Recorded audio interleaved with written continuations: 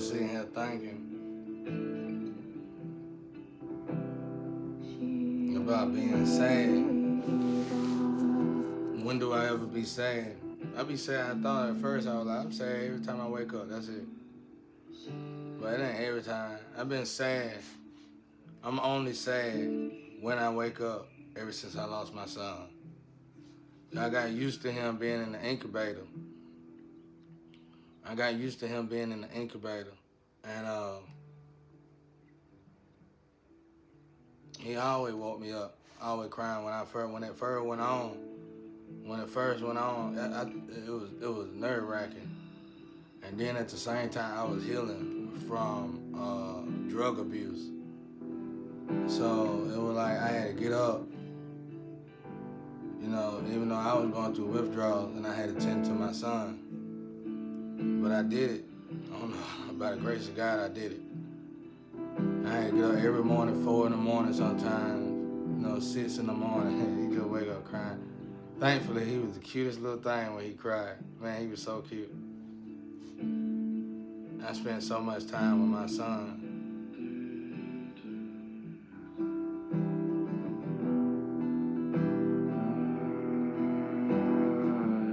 But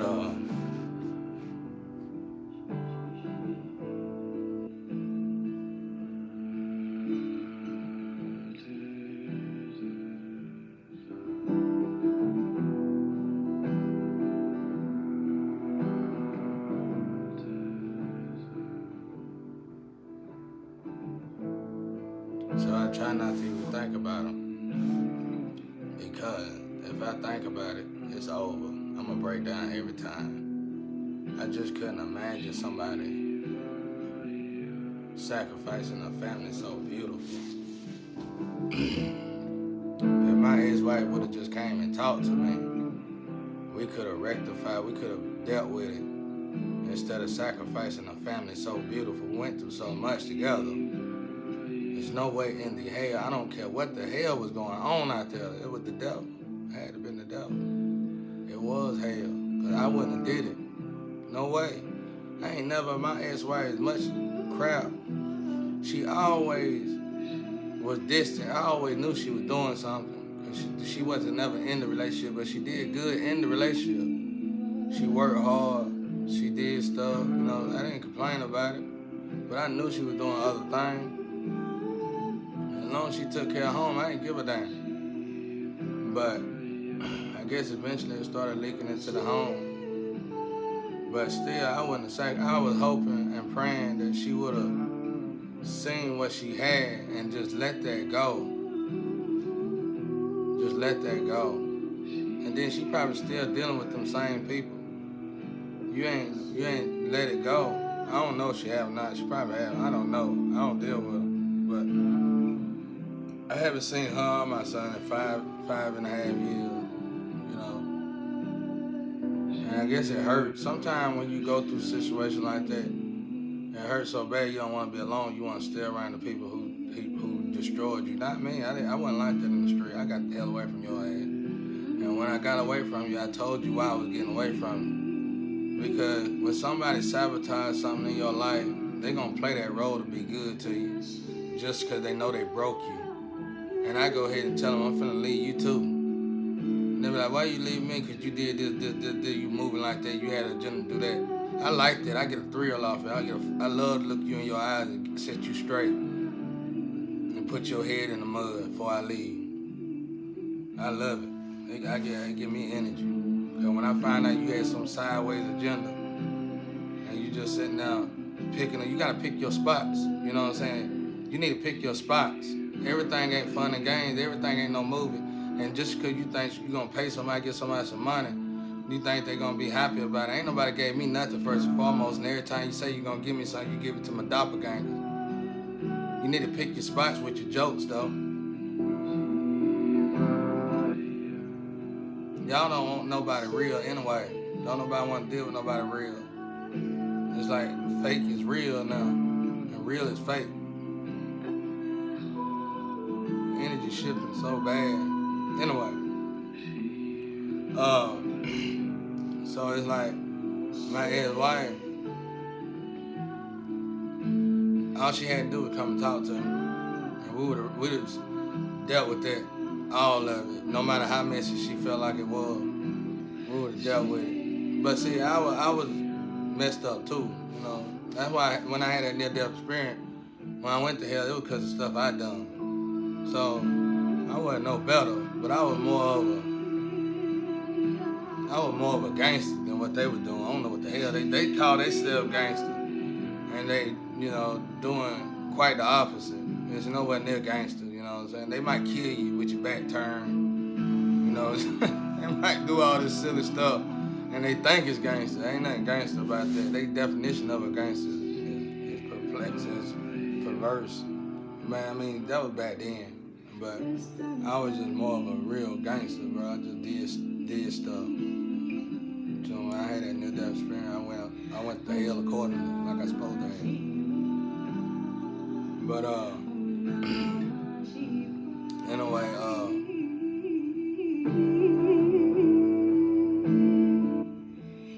like I said, if she would have just talked to him, we could have worked it out, man. Cause we went through so much with our son. The video, she got him. I hope she's showing y'all that at least. But I never cheated on her in 10 years. I never cheated. I could have cheated on her so many times, made her head spin. I could have had anybody I wanted. The girls used to ask me when I worked, how you do it, bro? They used to ask me. Even the men, the mandingos, they'll pull me to the side. How you do it, man? All these women want you in here. How you do it? I said, I don't know. I've just always been a one-woman man, bro. I just always, whoever I was dealing with, unless I was with a friend with benefit, and then I might have been here or there. But if I was in a relationship with them, it didn't bother me. Because at the end of the day, a forest, I mean, a garden is a garden. A garden is a garden at the end of the day. So,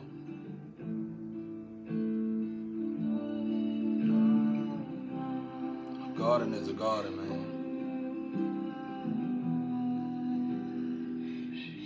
It ain't worth it, man. Especially when you got family, you got business, you got stuff going on that's realistic.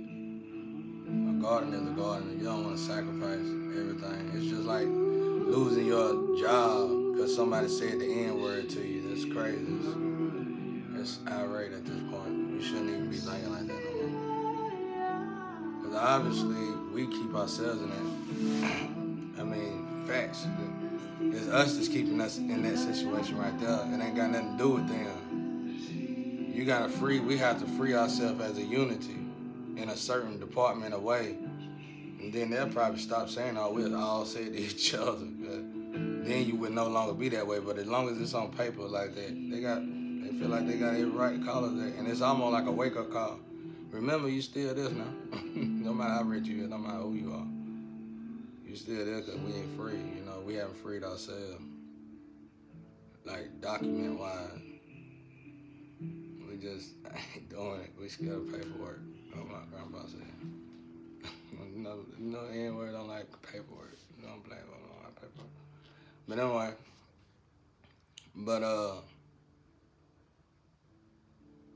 I guess this girl like, you gonna have to pay me. I don't get paid. I'm broke. I ain't got no money. They get everything. Like, it ain't even about who got what and what they get and what they got in and what they put it at. It's about somebody sold their soul to keep me like this. So it's like the window of time, whether they got a 5-year contract, 7-year contract, 10 years, that deal gotta be up. And then my energy gonna come back to me regardless. So it don't matter. It don't matter about none of that. My energy itself gonna put me back where I need to be. If nobody comes, somebody comes, whatever, all that they got going on, that Hollywood stuff, irrelevant. My energy myself gonna come back. If I'm still alive, even though you bury me, my energy gonna come back because it's looking for me, and that's why it's tearing y'all apart. It's trying to get back to me as we speak, you know. And they got you doing it to arrest you. All energy, it'll arrest you by your sin. Okay, you're a sex addict, but we're gonna make you have sex till you tired of having sex, and then you're gonna have to keep doing it. And then, okay, you're an addict, but we're gonna make you do drugs till you ain't no longer even getting a feeling like you're doing drugs, and you're gonna keep doing it. It's repetition at that. they're gonna eat you alive until it come back to me. That's the way it go, bro. And I don't feel it all at once. It just come back in sessions. But I've been going through it. It's like somebody else will try it. But I talked to God about it. He said he gonna shut it down after this. He said it had to go on for so long. It's like a rapture jacket. It's like a rapture jacket. You know what I'm saying? And it just get people up. You know, I don't want to go into detail about it, but anyway. But my son, he used to cry every morning, 4, 5, 6 in the morning. Had the cutest little cry, boy. Cutest thing, boy, you ever see in your life. And it used to wear me out at first, get on my nerve. Especially when you're going through these withdrawals, and you're tired, and you're trying to grab yourself and ground yourself, knowing you normally the bread and butter on the table. So you catching hell from your lover at the time. And you gotta stay in your head, you gotta stay in your mind, you gotta keep your heart, because you got an infant child that needs you. That child needs you more than anything.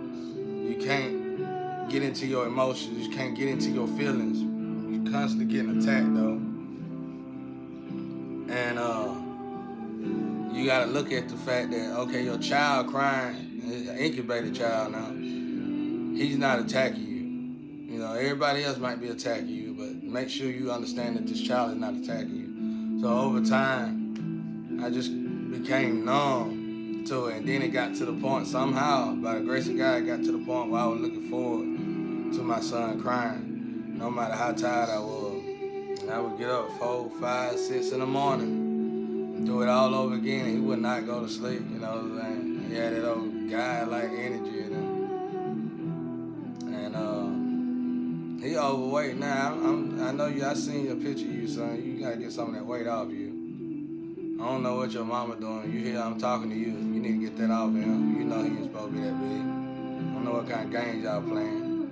So you need to go ahead and put him on a good diet. Take him to the doctor like we used to, and put him on a good nutritional diet. He is too overweight for his size. And that's what daddy's saying to you. You're gonna have to get off the sugar. Stop taking in too much sugar. And you need to drink more water. Don't drink too much alkaline water though. Too much alkaline is not good for you. You need to drink good water though. That's what daddy telling you. You need to drink good water and you need to eat more vegetables. Don't really eat too much fruit. Drink good water, eat more vegetables. And hopefully your mama let you see this. And you know better. I don't know what kind of game you playing. You know I don't even play all that. You know better. That weight not good for y'all. It's not healthy for you. Get rid of it. If you can get rid of it. You ain't like your mama, son, 'cause I took care of you too long, I know. Your mama, I don't know what kind of immune system she got. She healthy when she big or small. I don't know what the hell that was. She the kind of woman, if she big, she can turn back and flip. She got, I don't know what that is. But I ain't like that. I'm tired, bro. I got too much weight on me.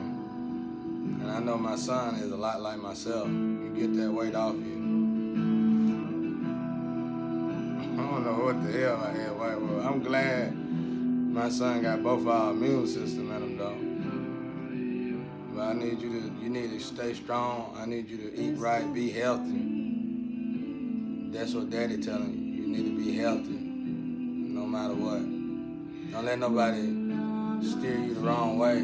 Your mama is your mama and I'm your daddy, no matter who you around. No matter what you around. It ain't nobody outside of God. You know what I'm saying? You put God above us. That's it. And I'm daddy telling you, I do it.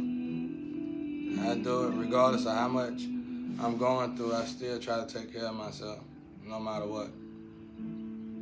Don't let people feed you anything. And make sure your mama really just give you something. Or your auntie. I think you be with Gracie a lot. You better do right by my son, because I know you didn't do right by me.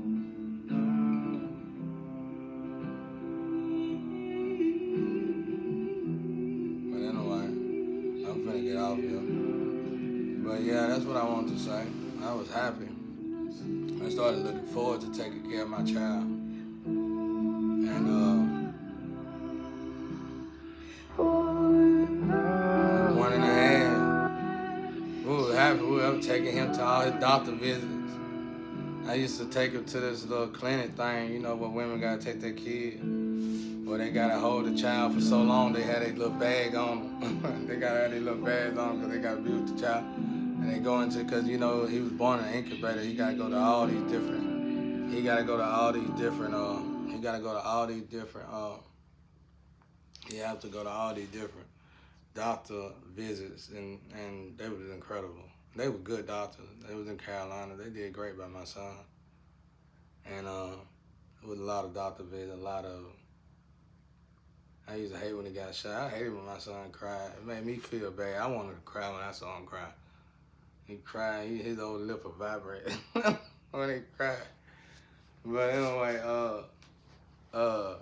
so I had to go in there. It'd be like a woman thing with the women.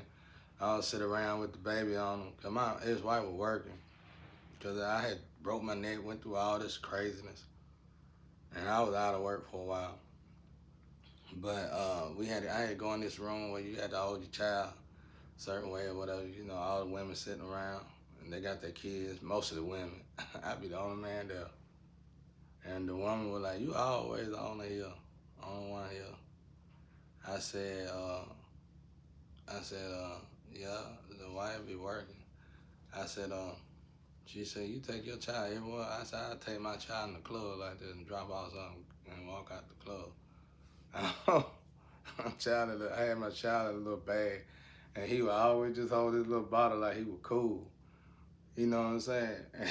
I would hold him like a little tote bag sometimes, but he be wrapped up right. It ain't no disrespectful way. And the women look how he holding the baby like a suitcase. But he liked it. He thought it was funny. Man, we had a good time together, bro. Man, me and my son